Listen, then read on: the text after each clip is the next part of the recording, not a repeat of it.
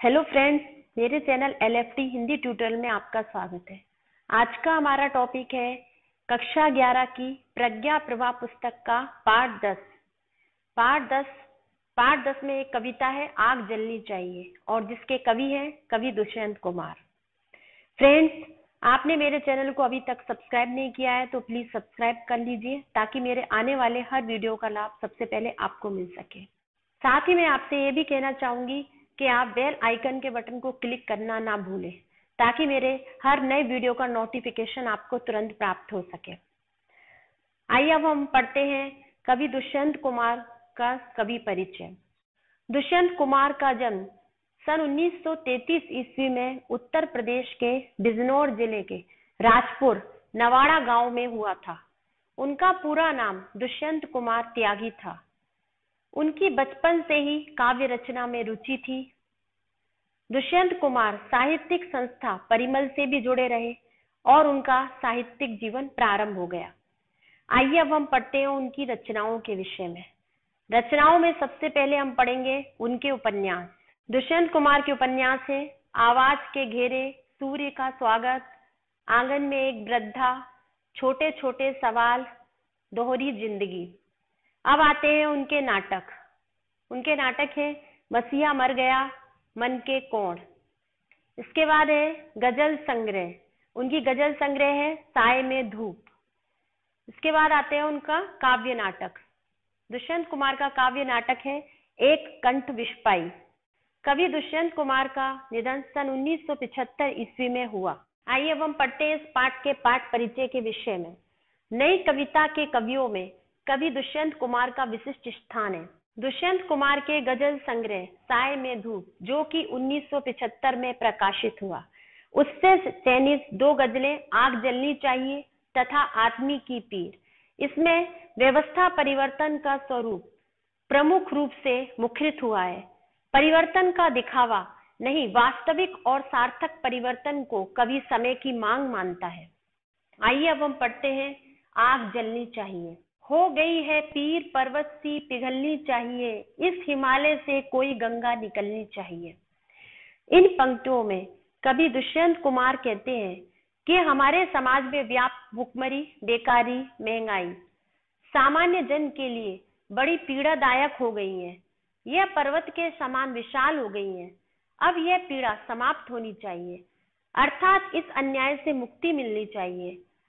इस दुख और अन्याय से मुक्ति दिलाने के लिए हिमालय से कोई गंगा निकलनी चाहिए, अर्थात अव्यवस्थाओं को समाप्त कर नए परिवर्तन की गंगा बहनी चाहिए।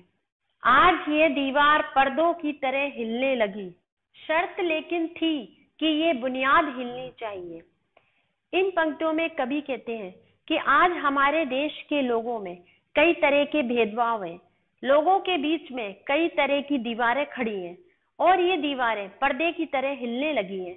अब जरूरत इस बात की है कि इन दीवारों की जड़ें हिलें ताकि ये दीवारें गिर जाएं और हमारे बीच के सारे भेदभाव समाप्त हो जाएं। हर सड़क पर, हर गली में, हर नगर, हर गांव में हाथ लहराते हुए हर लाश चलनी चाहिए।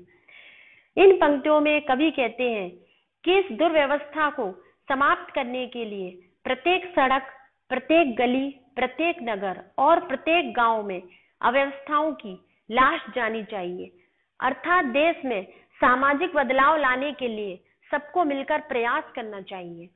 सिर्फ हंगामा खड़ा करना मेरा मकसद नहीं, मेरी कोशिश है कि ये सूरत बदलनी चाहिए। इन पंक्तियों में कवि कहते हैं कि केवल विरोध करना मेरा उद्देश्य नहीं है। मैं तो चाहता हूं कि चाहे जैसे भी हो व्यवस्था में परिवर्तन होना चाहिए। मेरा यह प्रयास है कि समाज की हालत बदलनी चाहिए। मेरे सीने में नहीं तो तेरे सीने में सही हो कहीं भी आग, लेकिन आग जलनी चाहिए।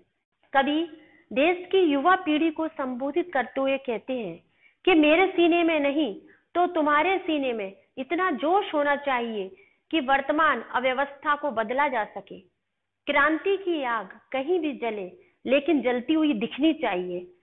इस कठिन संकल्प की पूर्ति के लिए किसी न किसी को तो आगे आना ही होगा। अब आती है कवि दुष्यंत कुमार की दूसरी कविता आदमी की पीर। इस नदी की धार में ठंडी हवा आती तो है, नाव जर्जर ही सही लहरों से टकराती तो है। कवि कहते हैं कि सामाजिक जागरूकता को लेकर जो धारा बह रही है वह अधिक तेज नहीं है। नाव यद्यपि बहुत पुरानी और टूटी फूटी है, फिर भी वह लहरों से टकराकर निरंतर आगे बढ़ती जा रही है। अर्थात कवि कहते हैं कि पीड़ा को सहते सहते हमारा मन भले ही कमजोर हो जाए, लेकिन फिर भी हमें हताश और निराश होकर जीवन की कठिनाइयों का सामना करने का संकल्प नहीं छोड़ना चाहिए। एक चिंगारी कहीं से ढूंढ लाओ दोस्तों, इस दिए में तेल से भीगी हुई बाती तो है। कवि कहते हैं कि व्यक्ति चाहे कितना भी निराश हो, लेकिन क्रांति लाने के लिए साथियों हमें एक आग की चिंगारी ढूंढनी होगी, ताकि दीपक में तेल से भीगी हुई बत्ती को रोशन किया जा सके, अर्थात समाज में सामाजिक चेतना लाई जा सके। एक खंडर के हृदय सी, एक जंगली फूल सी, आदमी की पीर गूंगी ही सही गाती तो है। कवि कहते हैं कि आम आदमी की पीड़ा एक खंडर के अंदर के भाग की तरह और एक जंगली फूल की तरह है।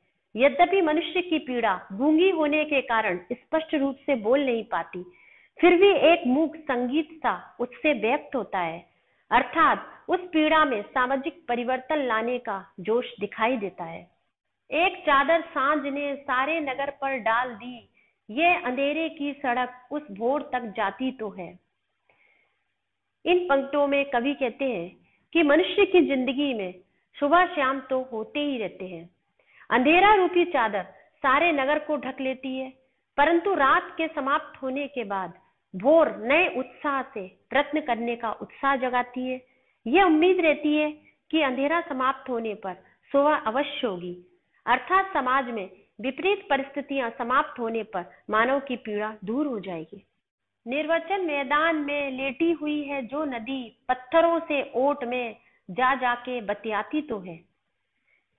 कवि कहते हैं कि पीड़ित लोग यदि मैदान में मौन भाव से बह रही नदी के समान अपनी पीड़ा को मुख से व्यक्त नहीं करते, तो भी निराश होने की आवश्यकता नहीं है।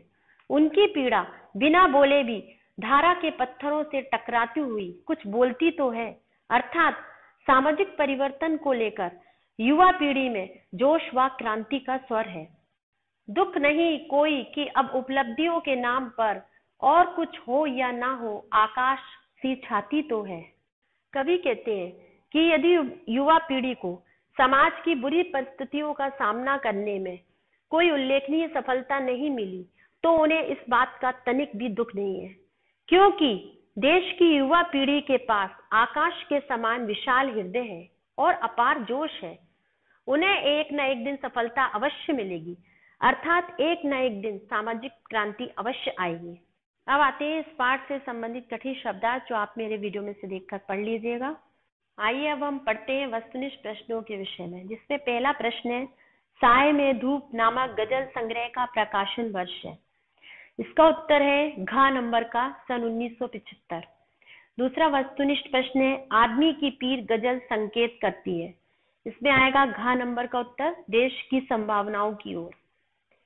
इसके बाद आते हैं अति लघुत्रात्मक प्रश्न, जिसमें पहला प्रश्न है पीर का पर्वत के समान होने से कवि का क्या तात्पर्य है। पीर का पर्वत के समान होने से कवि का तात्पर्य दर्द की व्यापकता से है। कवि ने गहरी पीड़ा के लिए पीर पर्वत सी शब्दों का प्रयोग किया है। दूसरा प्रश्न है यह बुनियाद हिलनी चाहिए, यहाँ बुनियाद का अर्थ क्या है।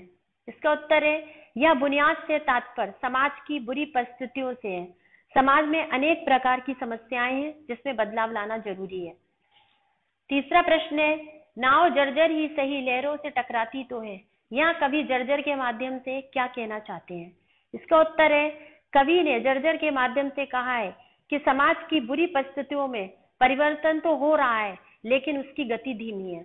अगला प्रश्न है ये अंधेरे की सड़क उस भोर तक जाती तो है, कवि ने अंधेरे की सड़क किसे कहा है। इसका उत्तर है कवि कहते हैं कि निराशा और अव्यवस्था के अंधकार के बाद आशा और सामाजिक परिवर्तन की गति दिखाई दे रही है, अतः कवि ने उसे अंधेरे की सड़क कहा है जो कि प्रकाश की ओर ले जाती है। अब आते हैं लघुत्रात्मक प्रश्न, जिसमें पहला प्रश्न है हाथ लहराते हुए हर लाश चलनी चाहिए, पंक्ति का आशय स्पष्ट कीजिए। इसका उत्तर है इस पंक्ति का आशय है कि सामाजिक परिवर्तन सामाजिक चेतना तथा सामूहिकता से ही लाया जा सकता है।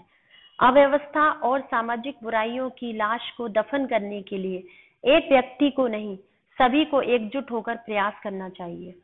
अगला प्रश्न है, आज ये दीवार पर्दों की तरह हिलने लगी, शर्त थी कि यह बुनियाद हिलनी चाहिए। इन काव्य पंक्तियों का भाव स्पष्ट कीजिए। इसका उत्तर है, कवि कहते हैं कि हमारे समाज में भेदभाव रूपी अनेक दीवारें हैं। कई ऐसी समस्याएं हैं जिनसे समाज का विघटन हो रहा है। आवश्यकता इस बात की है कि भेदभाव रूपी इन जर्जर दीवारों की जड़ें हिलनी चाहिए, जिससे समाज का नए ढंग से निर्माण हो सके।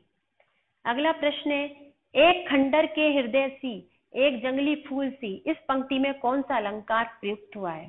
परिभाषा भी दीजिए। इसका उत्तर है, इस पंक्ति में वेदना से पीड़ित हृदय के लिए खंडर तथा जंगली फूल उपमान का प्रयोग किया जाता है। इस कारण इसमें उपमा अलंकार है। इसमें सी उपमावाचक शब्द है। उपमा में उपमेय और उपमान की समानता की स्थिति रहती है। अंतिम प्रश्न है, अगर हंगामा खड़ा करना कवि का मकसद नहीं है तो उसका मकसद क्या है और वह क्या करना चाहता है? इसका उत्तर है, कवि दुष्यंत कुमार ने कहा है कि हंगामा खड़ा करना मेरा मकसद नहीं है। इसका तात्पर्य है कि समाज और देश में परिवर्तन होना चाहिए, समस्याओं और अव्यवस्थाओं का समाधान होना चाहिए। इस प्रकार कवि का मकसद है कि हमारे देश में नए प्रकार के परिवर्तन होने चाहिए, जिससे देश की स्थिति में सुधार हो। फ्रेंड्स, आज का मेरा ये वीडियो यहीं पर समाप्त होता है। मेरा ये वीडियो यदि आपको अच्छा लगा हो तो प्लीज लाइक कीजिए, शेयर कीजिए और मेरे चैनल को सब्सक्राइब जरूर कीजिए। धन्यवाद।